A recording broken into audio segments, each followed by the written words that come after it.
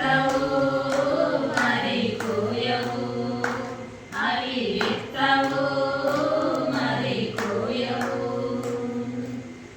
దినము కావలసిన ఆహారము అందజేయును వాటికి ఆ దేవుడు.